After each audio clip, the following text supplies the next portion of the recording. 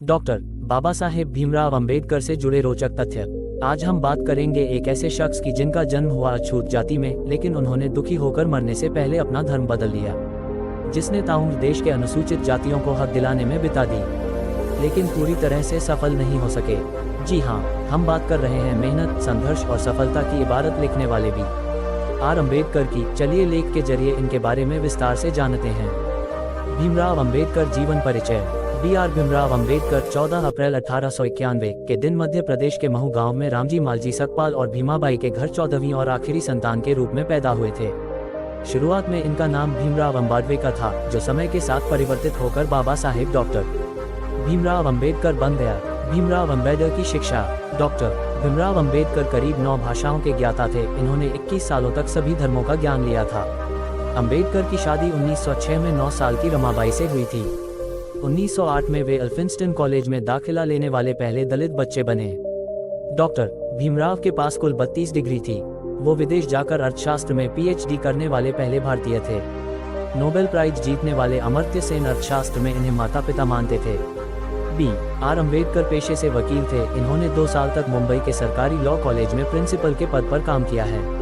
तिरंगे झंडे में अशोक चक्र लगवाने वाले भीमराव अंबेडकर ही थे। वर्तमान समय में जो उद्योगों में 8 घंटे की शिफ्ट होती है, ये सब बी.आर. भीमराव अंबेडकर की ही देन है। इससे पूर्व 12-14 घंटे श्रमिकों को काम करना पड़ता था। भीमराव अंबेडकर संविधान निर्माण करने वाली समिति के अध्यक्ष थे, इसलिए इन्हें संविधान निर्माता कहा जाता है। बाबा साहेब ने 50 के दशक में कहा था कि बिहार और मध्य प्रदेश का विभाजन कर दो। उस समय किसी ने नहीं सुनी थी, जिसके बाद सन 2000 में आखिर विभाजन करना ही पड़ा और नए राज्य झारखंड व छत्तीसगढ़ बनाया गया। बी.आर. भीमराव अंबेडकर की जाति और धर्म। बाबा साहेब अंबेडकर हिंदू महार जाति के थे, जिसे अछूत माना जाता था। जब अंबेडकर को लगने लगा कि मैं हिंदू धर्म से जाति प्रथा दूर नहीं कर सकता, तो उन्होंने गुस्से में एक बात कह डाली, मैं हिंदू पैदा हुआ था लेकिन हिंदू मरूंगा नहीं, और वही हुआ। भीमराव अंबेडकर ने हिंदू धर्म छोड़ते समय 22 वचन भरे थे। उन्होंने कहा था, मैं राम और कृष्ण जो भगवान के अवतार माने जाते हैं, उनकी कभी पूजा नहीं करूंगा।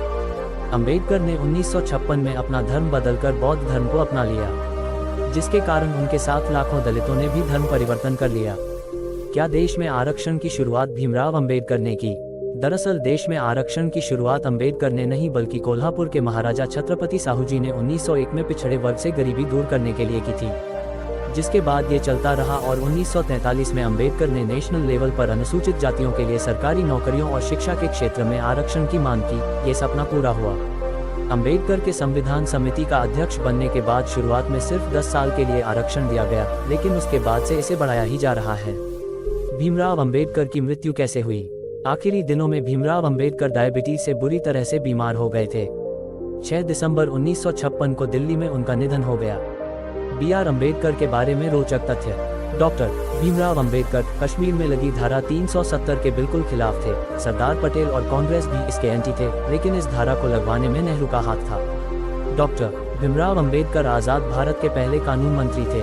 भीमराव अंबेडकर ने जिंदगी में 2 बार लोकसभा चुनाव लड़ा, लेकिन दोनों बार उन्हें हार मिली। डॉक्टर भीमराव अंबेडकर ही एकमात्र भारतीय हैं जिनकी पोर्ट्रेट लंदन संग्रहालय में कार्ल मार्क्स के साथ लगी हुई है।